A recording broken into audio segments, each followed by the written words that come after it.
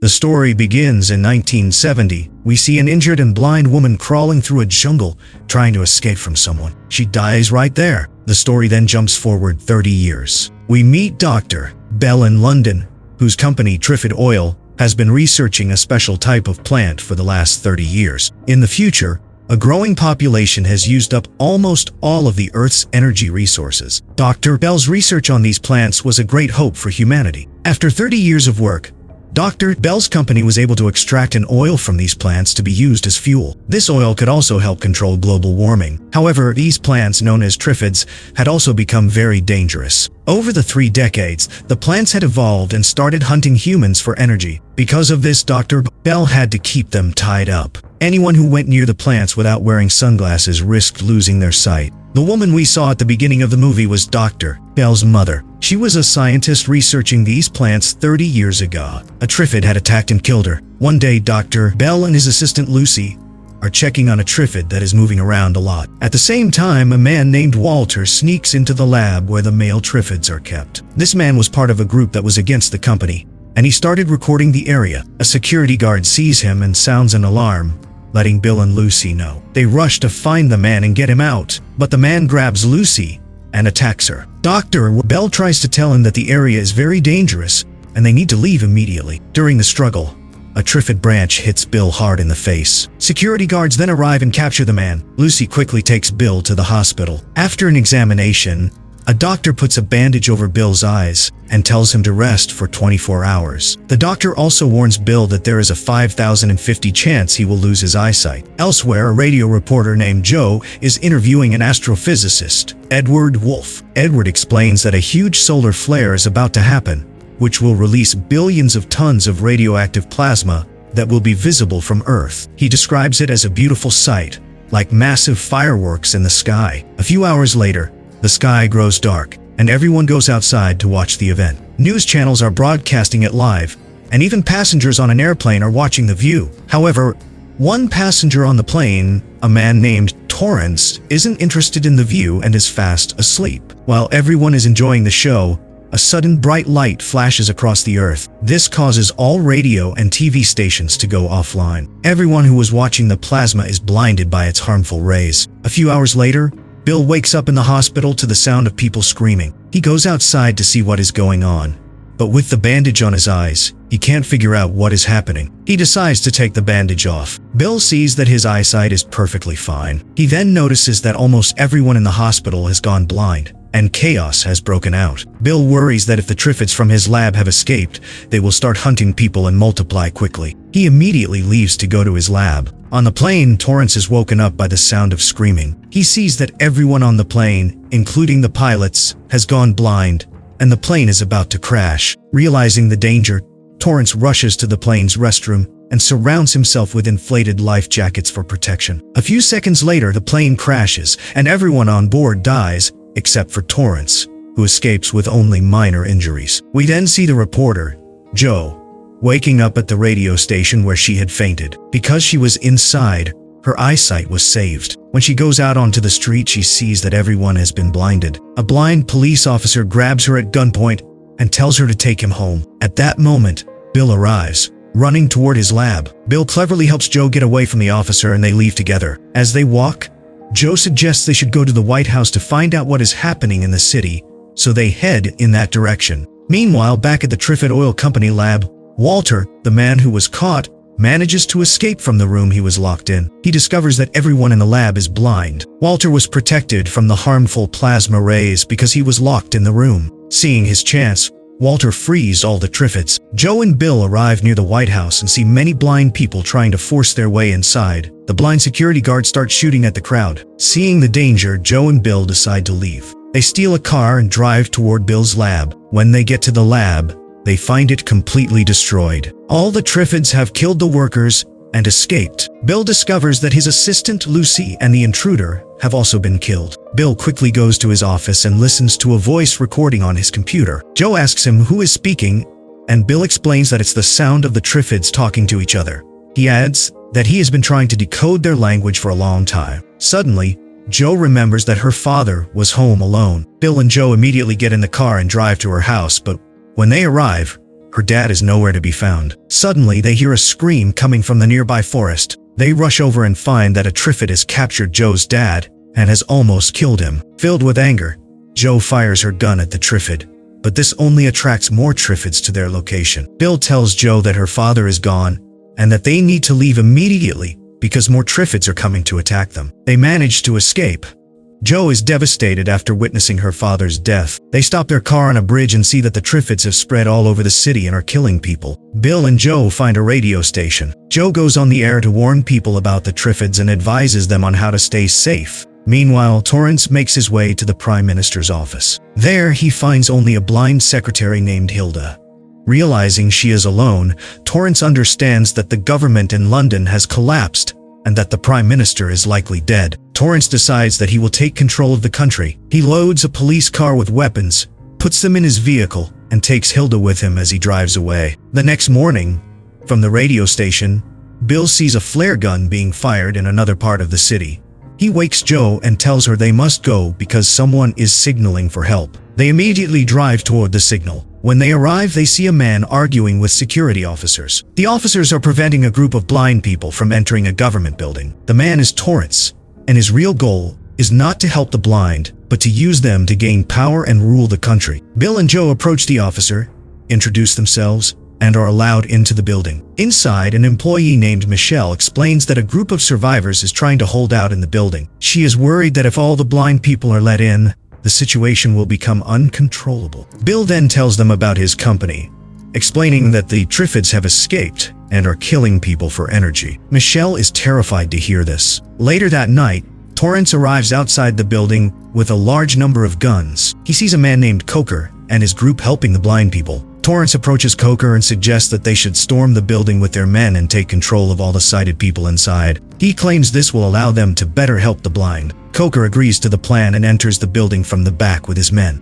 At the same time, Bill is about to leave in a car. Joe walks up to him and asks where he is going. Bill explains that he is going to find his father, who has also been researching triffids for many years and might know how to control them. Bill asks Joe to come with him, but she refuses to abandon the blind people. Bill prepares to leave alone, but just then, Coker and his men show up and take Bill and everyone else in the building captive. When Coker's men try to grab Joe, Bill rushes to protect her, but Torrance uses a taser on him. Following Torrance's orders, Coker's men handcuff each blind person to a sighted person and load them onto a truck. Coker explains his plan to Bill and Joe, saying that this will keep the blind people safe from the triffids. He tells them they are looking for a secure shelter where the blind can live safely. On Torrance's command, they take everyone to a supermarket and tell them to gather any food and supplies they need. However, once inside, they discover the supermarket is filled with triffids that are feeding on people. The triffids immediately attack the group,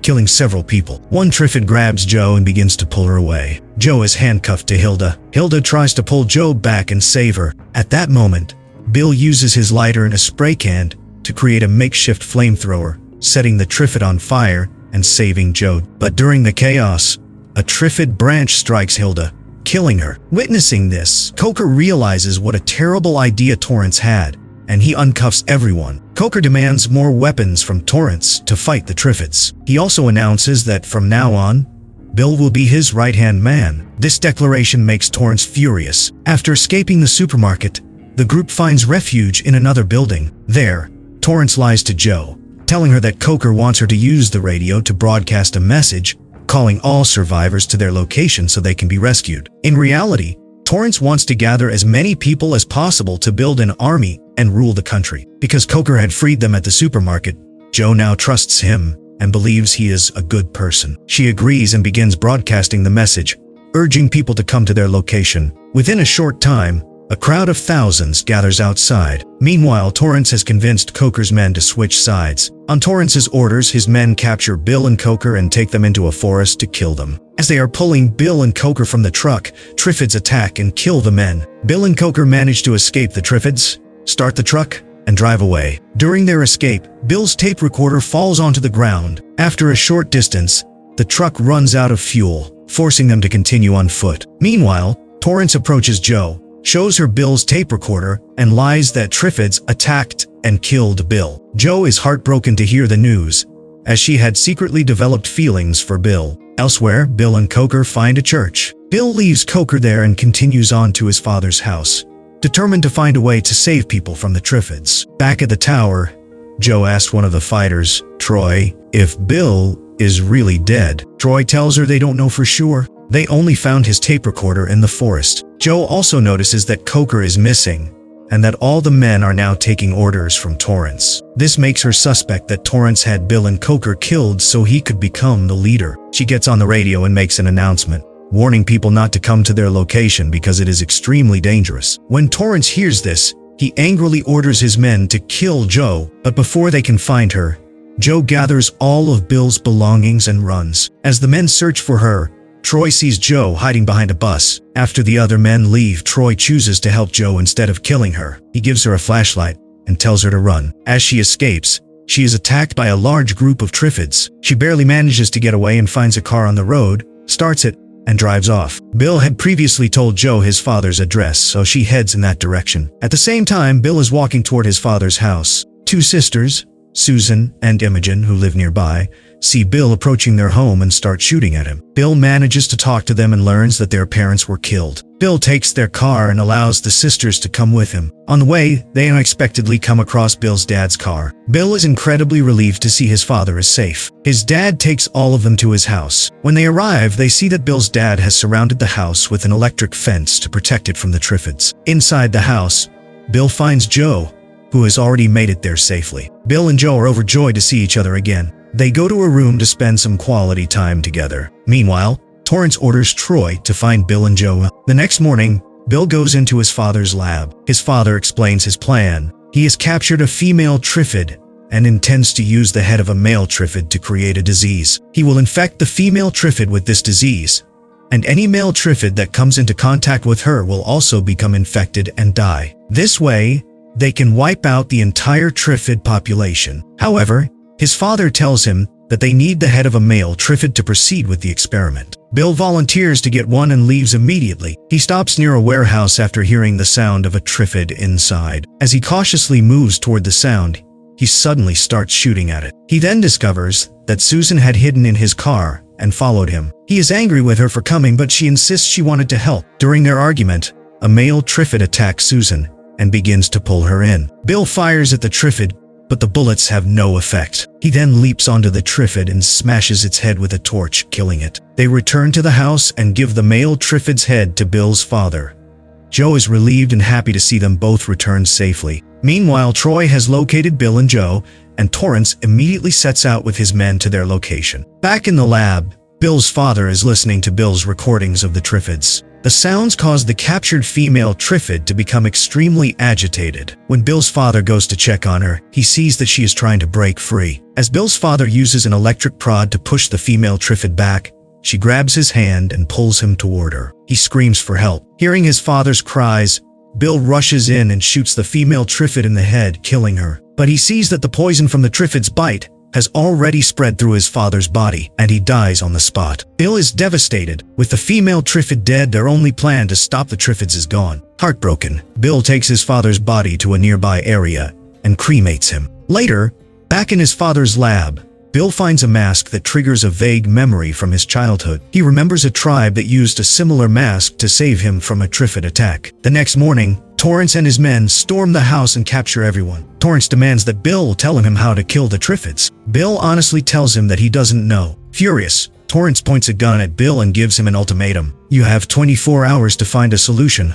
or I'll kill all of you. After giving the warning, Torrance has his men lock them all in a room. Inside, Bill comes up with a plan. He tells Joe that their only way out is to turn on the triffid recording and place it outside the house. The sound will lure the other triffids to their location. Torrance's men will be busy fighting them, which will give them a chance to escape. Susan volunteers and bravely sneaks out through a window. She avoids Torrance's men, places the recorder outside, turns it on, and returns to the room. That night, Torrance and his men use binoculars to see a massive swarm of triffids approaching. Torrance orders Troy to execute Bill and his family. Troy goes to their room but fires his gun into the air instead, tricking Torrance into thinking he has killed them. The triffids arrive and begin to attack the house, and Torrance's men open fire on them. However, the triffids overwhelm and brutally kill them. Soon, Most of Torrance's men are dead. As Bill and his family are escaping, Torrance spots them. He shoots Troy in the leg and aims his gun at Bill, asking if he has any last words. Just then, Bill uses an electric shock device to knock Torrance unconscious. As they run, Imogen hands Bill the mask. The memory comes flooding back to Bill. A tribesman had placed the mask on his face and dripped the sap from a triffid's branch into his eyes. This made the triffids ignore him. With this realization, Bill has everyone, one by one,